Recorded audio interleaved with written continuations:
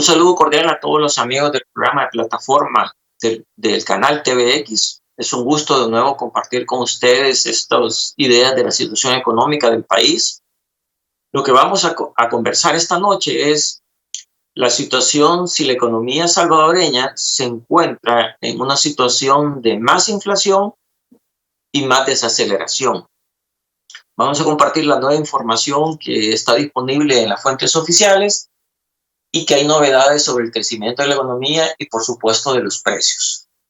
A ver, primero, recordemos de que la economía de El Salvador enfrenta un entorno internacional adverso bastante negativo, como no se había tenido por muchos años. Recordemos de que ya la inflación venía creciendo todo el año 21 por problemas de petróleo, sobre todo en producción y demandas en las distintas regiones del mundo. Solo para que tengan una idea, en el año de la pandemia, el año 20, más o menos ahí por marzo, abril, la gasolina en el país costaba más o menos $2, $2.50. Hoy en día, el gobierno ha dicho que si se dejara el precio libremente, pasa de $6 el galón. Y lo otro es que a nivel internacional, recordemos que en la pandemia la gasolina, incluso el transporte en los buques cargueros, el costo era cero, es decir, porque no había demanda de esos productos y el que andaba ya con la carga en el buque, desplazarlo a un puerto para que no se lo recibieran, para él significaba costos sin ingresos. Entonces, por eso el precio era cero, era equivalente a decirle, recíbamelo y yo cubro el costo. Entonces, en esa situación de precios de petróleo, caen los problemas del año 22. ¿Qué ha ocurrido? Básicamente las novedades son mayores elementos negativos. Uno de ellos, la invasión de Rusia sobre Ucrania. ¿Eso en qué afectó la economía mundial?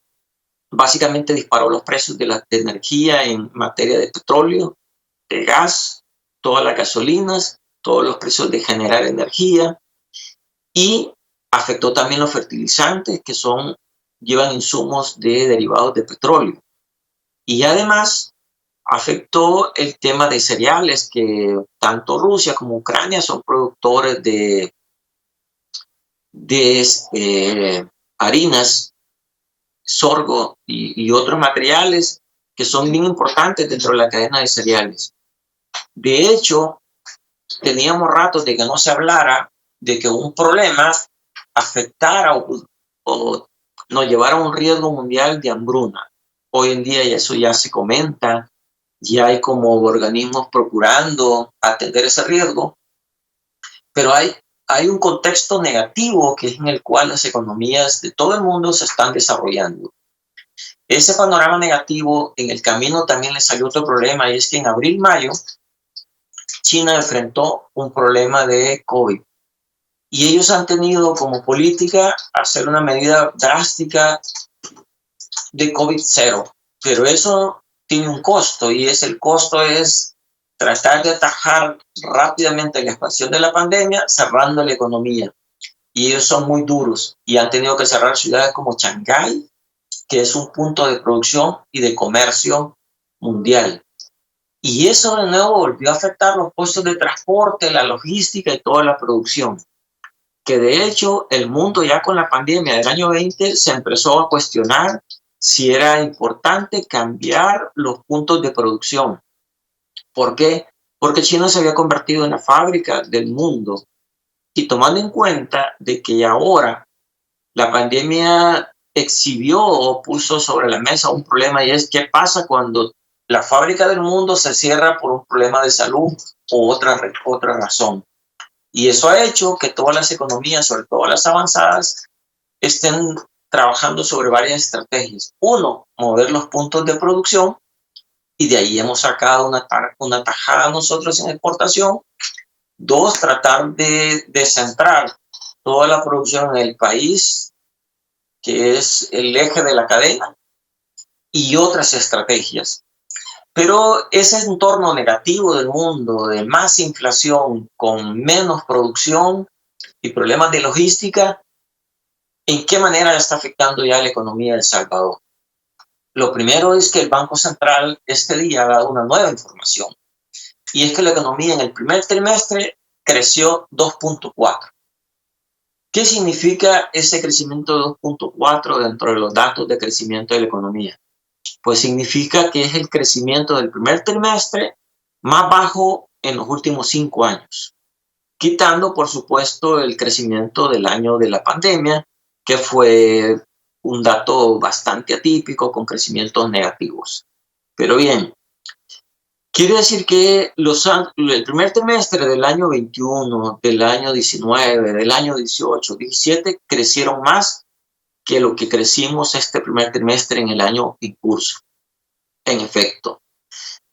Pero ¿qué señales se están dando para decir de que nos está afectando ya el crecimiento y estamos transitando una economía que se le agotó aquel boom, aquel rebote del que tanto hablamos el año pasado, como una buena noticia, y ahora ya empezamos con otra tónica a hablar de crecimientos más lentos y de desaceleración fuerte?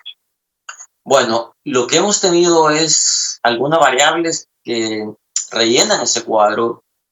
Una es qué ha estado pasando con las remesas. Las remesas, cuando uno ve de enero a mayo, en este año solo crecen 3%. Pero todo el año pasado las remesas crecieron 50%. Incluso algunos meses se llegó a crecer hasta 100%. ¿Qué significa? Que toda esa fuerza de las remesas asociado a esas ayudas que el gobierno de Estados Unidos le dio a las familias que residen en esa nación, les permitió hacer un esfuerzo más grande de enviar la ayuda social a sus familiares. Porque hay que entender que la remesa es la política entre los ciudadanos y es la construcción de una red social más grande que tiene el país. De hecho, esas remesas que están pasando este año, los 7,000 millones de dólares, supera cualquier gasto del gobierno. Para que tengan una idea, lo que se destina a educación son como 1.200 millones de dólares. En remesas se recibe el año más de 7,000 millones de dólares. O sea, las remesas es una cantidad de dinero tan grande para el país que supera incluso lo que el gobierno gasta en programas. O sea, si yo quito los flujos de servicio de deuda y de amortización, las remesas superan el presupuesto del gobierno. Para que tenga una orden de magnitud. Entonces, si yo le desacelero esos flujos de remesa, pega fuerte en la economía. La otra variable externa que no marcha, o sea, está creciendo, pero ya no con la fuerza del pasado, son las exportaciones. Y las exportaciones crecieron los primeros 5 meses 17%. Pero el año pasado el ritmo del año fueron 40%. Entonces ahí ya le dice, sí, están fuertes, está creciendo, pero ya no tiene la fuerza que tenía el año pasado. O sea, ya es un signo de desaceleración. En otras palabras, como motor de empuje, que el año pasado el rebote uno podía ver claramente que la economía había tenido 2 factores o 2 motores que la habían empujado, remesas y exportaciones.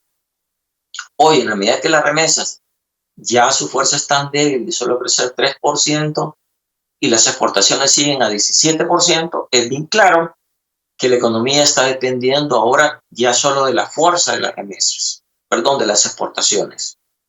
¿Qué está pasando con las otras variables? Bueno, las otras variables, como por ejemplo la inversión pública. La inversión pública, tenemos que decirlo con todas sus letras, está experimentando claramente un factor recesivo.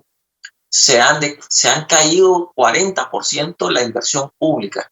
Este es un problema de gestión, este es un problema de los proyectos. En concreto, la ejecución está súper baja del gobierno. No entendemos la razón porque programaron 1.600 millones de dólares y a esta fecha la ejecución es de cerca de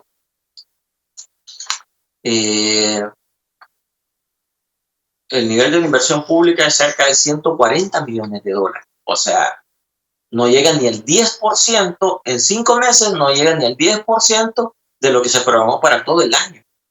O sea, que hay un problema serio de inversión pública que definitivamente sería bien importante que el gobierno haga una buena revisión de qué está pasando con la ejecución, agarrar proyecto por proyecto y tratar de dinamizarlo. Si no, vamos a tener problemas serios de crecimiento y ojalá no sea una medida para frenar la expansión de gastos, pero afectando el crecimiento. Por otro lado, los gastos corrientes también del gobierno se disminuyen 15%. En los gastos corrientes, ¿qué va? Los gastos de compra de bienes y servicios, las remuneraciones, los intereses y las transferencias. Pues el total de los gastos se reduce 15% corrientes. Y lo único que sí aumenta son los intereses, que crecen 10%. Para que tengan una idea, el problema de la deuda y los intereses, en primeros 5 meses, de enero a mayo, los intereses que se han estado pagando son 612 millones de dólares. En el año 18, eso era 390 millones de dólares. O sea, casi que se duplica, o sea, casi que crece un 100%. Eso da una idea de los problemas para la gestión fiscal. El otro tema es, ya estamos diciendo que internamente hay un problema de ejecución de inversión pública. El otro es qué ha pasado con la inversión extranjera directa.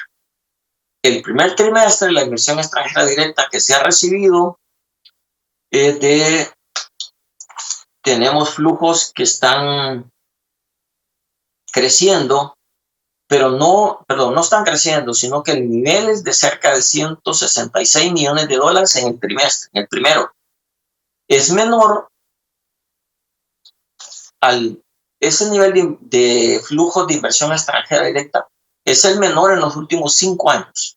Es decir, si yo agarro la serie del primer trimestre del año 18, 19, 20, 21 y 22, el primer trimestre de este año es el menor nivel de que recibimos inversión extranjera directa, que es bien importante porque esa inversión extranjera directa nos permite comprar maquinarias, aumentar el empleo, aumentar la producción.